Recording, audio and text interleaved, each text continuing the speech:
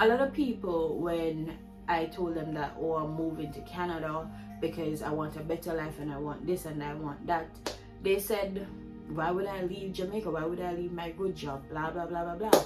Because in their minds, that's a good opportunity. That's what's best for them. But like I said, you know what's best for you. You know your ultimate dreams and your visions. God don't give us dreams and visions for him not to come through. Okay? So when I came here, I didn't want to come to Canada as an international student. Nobody wants that. Everybody wants to come here as a permanent resident. But the truth is, based on where they are selecting candidates now in the pool, it's a very high score. And it doesn't matter if you have a bachelor's or a master's in your home country. Even if both you and your partner have masters, it's a bit harder now to come to Canada. Back then, that wasn't the case, right? So I came here as an international student because I realized that my score at the time, I think with my husband, it was 443. And then while being here and I turned 28, it fell to 440. I think, yeah, we lost 3 points, right? But I came here with a plan and a mission, and by God's grace, I hope to achieve them all. And that plan for me was to get permanent residence in the first year of Canada, because I know that there are so many different pathways. I studied, I researched, and I looked into it. In March, I went back into the pool. When I went back in the pool, I started my process. When you're coming to Canada, have a plan. If your goal is to be a permanent resident, when you are here, why wait? Put yourself in the pool. Do all the tests that you need to do, the IELTS or the CELPIP. Do them and put yourself in the pool. If you're qualified for federal skilled worker, put yourself there. You never know. I applied for BC PNP because we would be qualified because my husband have an engineering job. So I went in the pool, got an invitation to apply for BC PNP, but due to things out of my control, out of our control, we ended up did not submit the application. And they only give you, I think it was like a month. Yeah, they only give you a month to submit that full application. So we didn't. Went back to the drawing board, and then we said, okay, we're going to reapply, because this time, I think sometime around September, this time we would be ready, right? And I was like, it's time, I need to reapply, because also at that point, Canada started talking about how they are going to change up how they do express entry. They are going to start pulling people based on demand from express entry based on the labor shortage. And I know electrical engineering is a labor shortage here in Canada, so I was hopeful. But then in the back of my mind, I always say this: Canada always put people who are in Canada above any other thing, based on the history of how they do their drawing and the selection. Yes, I be studying express entry. I literally be studying it, and I'm an engineer, so I'm going to look at the numbers. And I really realized that even though Canada said they are going to select based on the labor shortage, I realized they weren't selecting people, nurses, doctors, engineers, people who have a score of 400. They weren't selecting the knock. It was still a cutoff. It was still the CRA score. It was still scores of 500 and above. And at that point, I am like, you know what? If you don't have the score, even if you do have a job in demand, you probably will not be selected unless you do a PNP nomination. And I said, okay. I had like 3 options. 2 of them meant waiting. I can wait until I finish my MBA, because that would give me over 500 points, right, in total, because I did it in Canada, so I would earn points there. When I'm finishing my MBA, it will be like March, right? I'm like, my husband would have 1 year of experience there too, so again, that's more than 500 points. So it's not if, but, nor maybe, definitely once I wait and immediately as I finish school, I would have more than enough points to do express entry, right? So that was waiting, and I said, you know what, I'm not going to wait. We are qualified for BC PNP now, let's just go back and do that. I said, okay, let's do it. I went back, applied, guys, the same day, literally the same day I applied for BC PNP. Like, I submit my application, let's say 9 a.m. today. By 10-11 o'clock of that day, they did a draw and I got the invitation to apply. It was so interesting because at the time BC PNP was also saying, oh, they're going to pause draws because of new updates and labor shortage demand that they're planning on doing. They're planning on rolling out some new policies basically, and I'm like, how will that new policy affect me?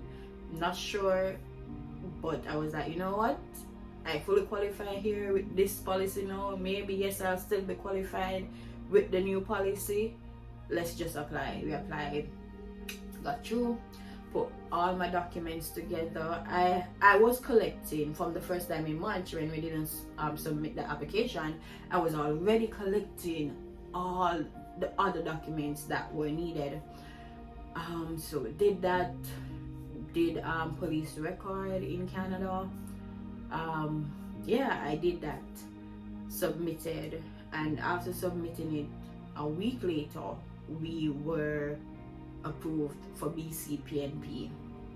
Yeah, so yeah, so here I was now ready, accepted the invitation in express entry for BC PNP to say yes, I want to live here and I will accept the 600 points. I did that automatically. My profile was updated with my score. It was like 1,000 something. So I knew definitely that the next time they did an express entry draw, we would be selected, right? So like, let's say they did the draw on Wednesday. So immediately as I heard, oh, Canada did a draw, I like logged into my express entry profile. Guys, I was too quick because apparently I didn't even get the invitation yet, and I'm like, how is this possible? How can they do a draw and I have so much points and I didn't get invited? Is it that new labor thing that they are doing now why I didn't get invited? I logged out and then logged back in. After doing that, the invitation was there. I guess I was too fast. I was just so excited. But yeah, after doing that and refresh my page, it was there. And then I was like, okay, this is it. So we applied in September, like the ending of September, and like the next week. So it was like this week PNP, next week express entry. So in October now, the new week of October, we got the invitation to apply. Now we knew we needed police record from Jamaica and some other documents, work references from my old job in Jamaica, because I was an engineer there. I did claim points there. I had already done all what I needed to do. So at this point, when we got the invitation, all I needed to do was to submit the documents. However, guys, the police record, it took so long to get from Jamaica. I already had my police record from Canada, because any country that you lived in within the last 5 years for 6 months or more, you need a police record. For Jamaica, however, the reason I had to get a police record back from Jamaica was because when I did my police record for my student visa, I was still living in the country. But had I been in Canada already, right, and maybe applied for a police record from Jamaica, I would not need to do over any police record. So tip, if you don't know, if you're in Canada and maybe you applied for a police record in your home country and you've never visited back your home country or the country that you spent more than 6 months in, you can use your old police record, because you can show that you were not in the country to commit any crime or anything, right? But for us, we would have visited back Jamaica, and the police record I did when I was doing my student visa, I was there while doing it. So my police record, our police record, it took a month. I did apply in advance because, like I said, once I submitted and I was approved, I know, okay, we need to have everything, and I was, planning out my way. Got the police record in November. 1 month isn't bad, and that was because I reached out. But I didn't want to submit yet. So I called my immigration consultant, the one that did my student visa for me, and I said, hypothetically, if you should submit an express entry profile for me, what would be the cost? And guys, she quoted me somewhere like $5,000 CAD, and I was like, okay, because I think it was like $2,500 per person, and I was like, okay, why do I need an immigration consultant to do my PR application? I don't know. It's so weird sometimes when you doubt yourself and people who know less than you doing it, right? And I was like, me, I'm an expert in this. I've researched everything. I know everything I need to know. I have an easy case. I'm not going to pay you $5,000. I'm going to pay myself that $5,000, right? So I was like, okay, no. I know I was nervous because I waited an entire month after having everything before I submit, because I'm like, hey, I'm only doing this once. Guys, just to show you how nervous I was, I got company documents from my husband's company, right? And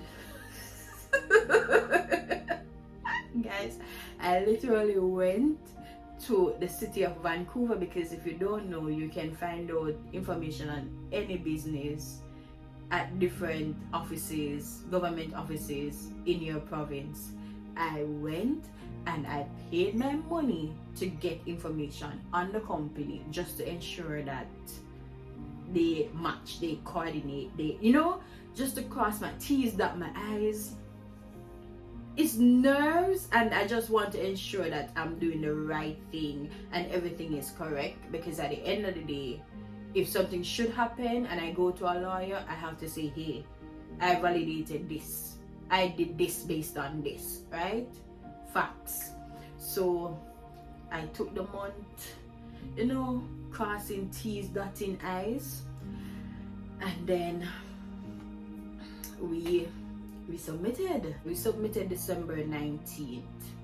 So after submitting December 19th, right, December 21st was when we came to Canada first. I was like, hun, it's 1 year, so we're 1 year mark since being in Canada, and we've applied for permanent residence. That's a milestone. That is a milestone that we've accomplished together with God. So I was so thankful. I was thankful to be where I was at in the journey.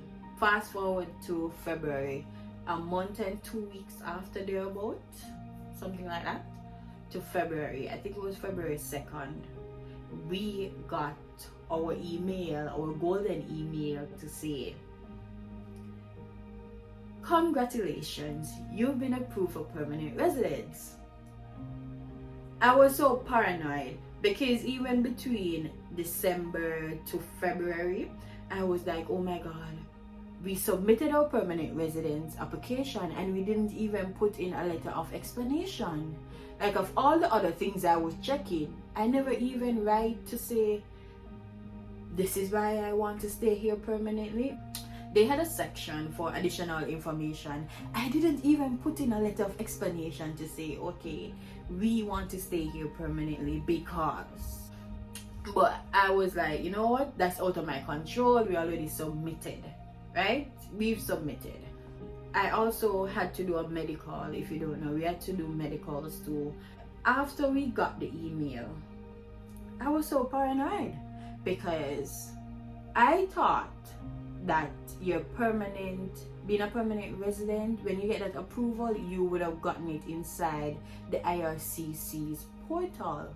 You know, like when you did your study permit and you get that notification that your status has been updated. I thought that was where I would get it. I got an email directly to my email. And I'm like, huh? So they teach you in the workplace to be wary of phishing emails. So I looked at the sender and it was cic.gc.ca, right? The official email. And I'm like, huh? Okay, so this, I'm like, nobody can send me something from an email. Like, no one can make this up. So I'm like, okay, that's a tick right there. That looks like it's legitimate. I kept on reading all my information, my date of birth, my UCI number. So if you're coming to Canada, everyone has a UCI number. All of that, it was there, it was correct. The same thing, my husband got the email also. All of his information were there, it was correct.